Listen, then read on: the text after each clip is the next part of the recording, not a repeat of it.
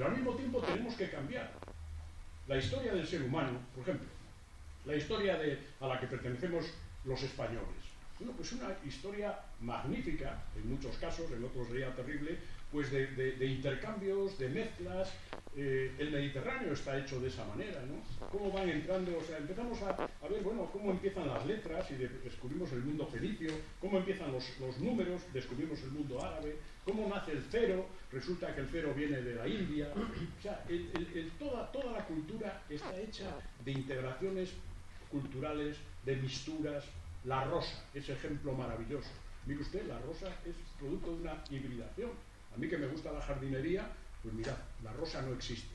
Existe el escaramujo. Y la rosa es un producto de hibridaciones. Empezaron a trabajar con la rosa y de pronto empezaron a trabajar con el escaramujo sin hacer nada. No hay transformaciones genéticas, no hay mutaciones genéticas. Consiguieron que de ese producto, hace ya muchísimos años, saliese la rosa.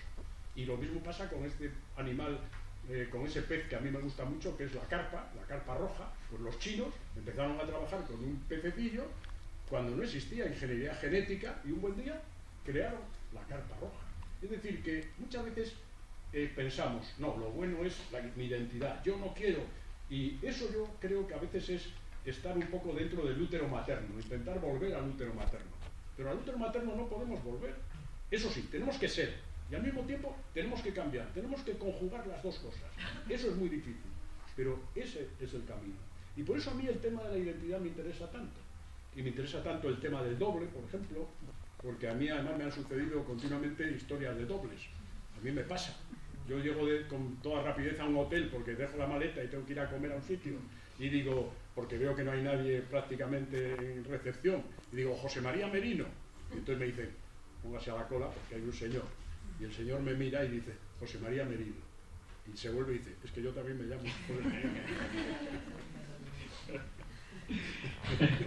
Y cosas de estas suceden. Pero bueno, aparte de todo, ¿de qué estamos hechos cada uno de nosotros? Pues de muchas cosas, de muchas cosas, de muchas mezclas, de muchas identidades, de muchas cosas que hemos heredado de nuestros padres, de nuestros abuelos, de nuestros amigos, de las gentes que queremos, de las gentes que odiamos. De todo eso nos nutrimos, no estamos hechos de una pieza. Y ese elemento de la identidad para mí es interesantísimo porque eso además es la sustancia de la literatura. De lo que trata la literatura es de lo que somos los seres humanos. De eso trata la literatura. ¿Qué somos los seres humanos? ¿Cómo nos comportamos? ¿Por qué nos enamoramos? ¿Por qué odiamos? ¿Por qué amamos? ¿Por qué somos capaces de ser héroes? ¿Por qué somos capaces de ser traidores? Porque esa es la sustancia de la ficción literaria. Y por eso a mí me interesa doblemente, porque es la materia de la literatura y porque a mí eso de la identidad es que me encanta. Muy bien. Uno de tus últimos, creo que el último libro de cuentos se titula Las puertas de lo posible, antes lo mencionado. Es un acercamiento a la fantasía científica, futurista, que ya lo habías hecho años atrás con el cuento Artrópodos y Adanes. Ahí hay mucho humor en ese libro, en el libro este de fantasía científica. Yo me pregunto si armonizan bien el humor y lo fantástico, o si el humor, en el caso de este libro futurista, el humor de alguna manera es una especie de lenitivo para sobrellevar los miedos, ¿no? Porque claro, hay mucho miedo también ahí sobre lo que se nos viene, ¿no?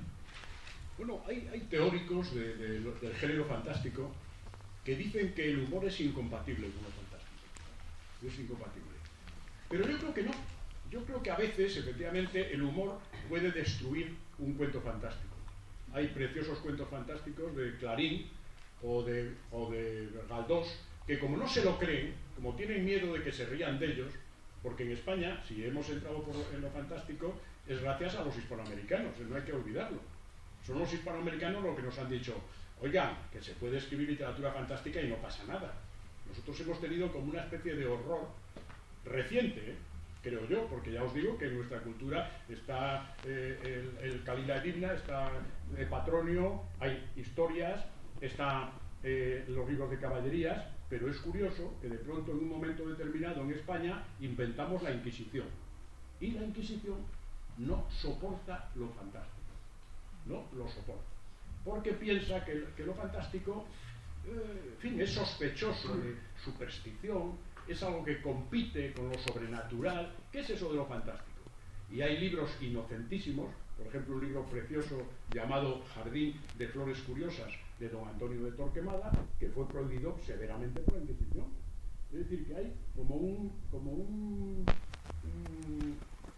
en fin, una sospecha, y por eso precisamente pasan los años y entramos en lo realista, y además acuñamos un concepto de lo realista magistral, porque el Quijote pues ha incluido en todas las literaturas del mundo.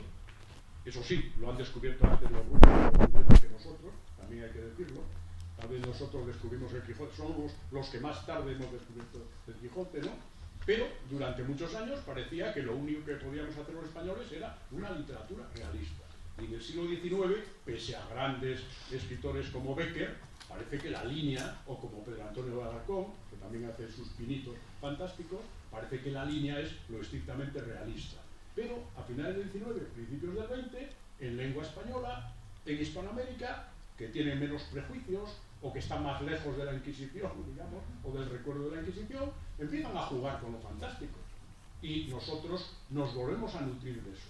Porque yo creo que lo que tenemos los hablantes de esta lengua, de esto que estoy hablando, es pues un maravilloso patrimonio, y es que casi 400 y pico millones de personas estamos hablando esta lengua, y estamos escribiendo en esta lengua. Y esta lengua ya hoy tiene pues todos los matices, todas las posibilidades, y los hispanoamericanos nos dan una lección. Porque vuelvan ustedes a escribir fantástico, que no pasa nada. Fantástico pertenece a nuestra cultura, pues efectivamente desde hace muchísimos años. ¿Por qué no seguir con lo fantástico? Y sigamos un poco con el humor, porque además, como has mencionado antes, esto que te pasó en la recepción de un hotel, da la impresión algunas veces que sí que la ficción puede acabar engullendo también al autor, ¿no? ¿Qué es aquello que te ocurrió, creo que le puede gustar sobre todo a los más jóvenes, que te ocurrió con una mesa de estilo Tudor rural cuando estabas escribiendo Cuentos del Reino Secreto, ¿no? Bueno, es que esto parece mentira, pero bueno, la literatura se nutre de estas cosas. Yo tenía un amigo, todavía lo tengo, pero le he perdido la pista, que fue cambiando de profesión a lo largo de los años. Luego ya empezó a dedicarse al mundo inmobiliario y perdió aquel encanto. Pero entonces hubo una época de su vida que se convirtió en anticuario, y os aseguro que era admirable. Por ejemplo, se fue a Perú y en Perú descubrió los baúles, unos baúles cubiertos de cuero que llevaban los emigrantes hace muchos años a Perú. Compró todos los que encontró, hizo que una naviera se los trajese baratísimos a España, y en España los vendió 100 veces por el valor, multiplicando por 100 el valor que les había costado, y encima eran baratos. Bueno, pues lo mismo hizo, fue a Inglaterra y se dedicó a comprar toda clase de muebles antiguos, y nos los vendía a los amigos. Y nos los vendía a buen precio, pero nos los vendía a los amigos. El día que se le acabó el último amigo, cambió de profesión, dejó de ser anticuario.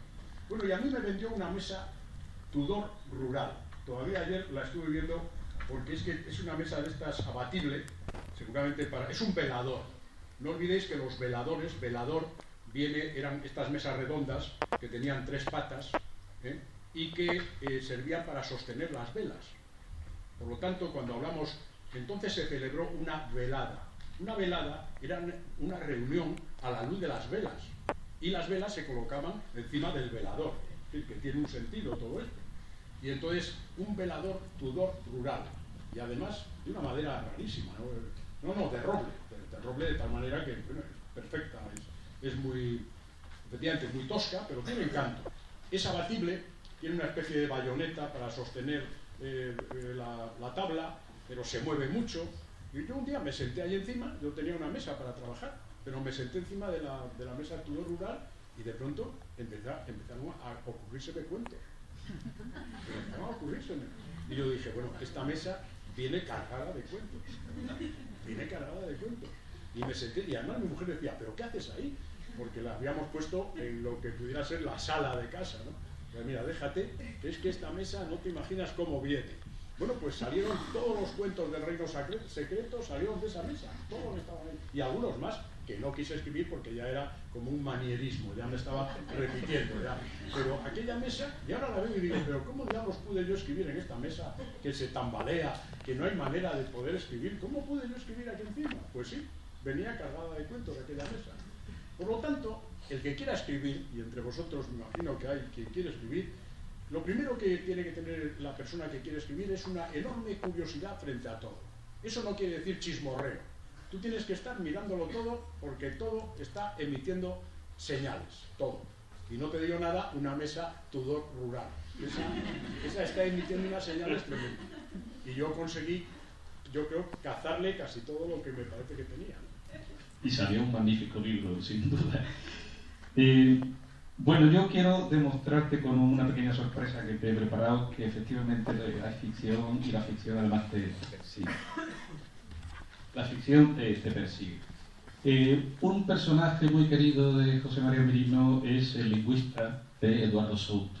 Este es un lingüista que sale en varias de sus obras, aparece, reaparece, se pierde, lo buscan, aparece hecho un mendigo.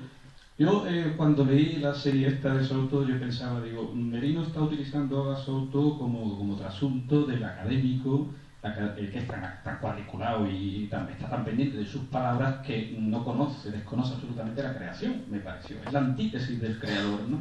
Luego me pareció también que podría ser incluso un vehículo para todo tu interés, toda tu reflexión sobre la palabra.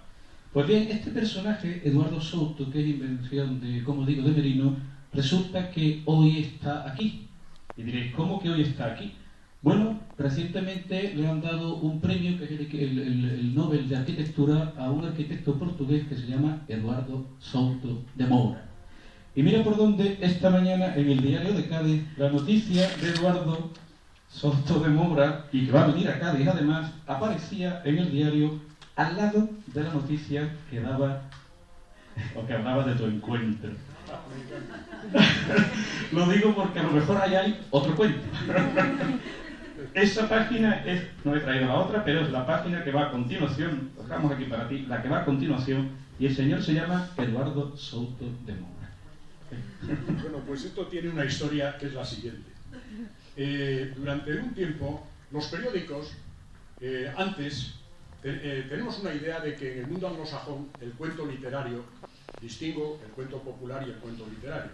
El cuento literario está vivo porque la prensa publica muchos cuentos. Pero en realidad, antes del cine, en los periódicos españoles y en las revistas se publicaban continuamente cuentos. Yo que hice una antología de 100 años de cuentos, 1898-1998, no os podéis imaginar la cantidad de cuentos que se publicaban en los periódicos y en las revistas. Leer un cuento era una manera de entretener, cuando no existía el cine, por ejemplo, que luego el cine, claro, acabó un poco con todo eso. Hubo unos años que algunos periódicos españoles intentaron recuperar esa cultura. Y durante un tiempo, luego ya lo abandonaron también, con esta ligereza con que en España cambiamos de registro fácilmente, ¿no? Y recuerdo que El País comenzó una serie de cuentos que venían en una separata como en un papel especial que venía dentro, me parece que del Dominical. Y a mí me encargaron un cuento. Y se me ocurrió un cuento sobre un lingüista que pierde el sentido de las palabras. Pierde el sentido de las palabras y claro, si perdemos el sentido de las palabras, si de pronto lo que hablamos es solo un ruido, si empezamos a no entender las palabras, el mundo empieza a desaparecer. Y efectivamente este hombre tiene un destino aciago, desaparece. Cuando olvida la última palabra, desaparece. Bien, yo le llamé Granda, el profesor Granda. Y un buen día, yo entonces trabajaba en el Ministerio de Cultura, había un académico de la lengua, don Emilio de Lorenzo, que recuerdo que era un hombre muy inteligente y muy sordo, llevaba un sonotone gigantesco, se me acercó y me dijo, oiga Merino, he leído el cuento suyo ese de las palabras del mundo, ¿y qué ha opinado el profesor Granda? Y dije, ¿cómo el profesor Granda? Y me enteré que hay un lingüista que se llama profesor Granda en Salamanca. Y yo dije, tierra, traga. Porque yo creo que la literatura es una cosa y la realidad otra. Creo que la literatura es una manera de intentar permitirnos entender la realidad. La literatura es seguramente el instrumento más preciso para poder entender lo misterioso de los comportamientos, lo misterioso de las conductas, la realidad.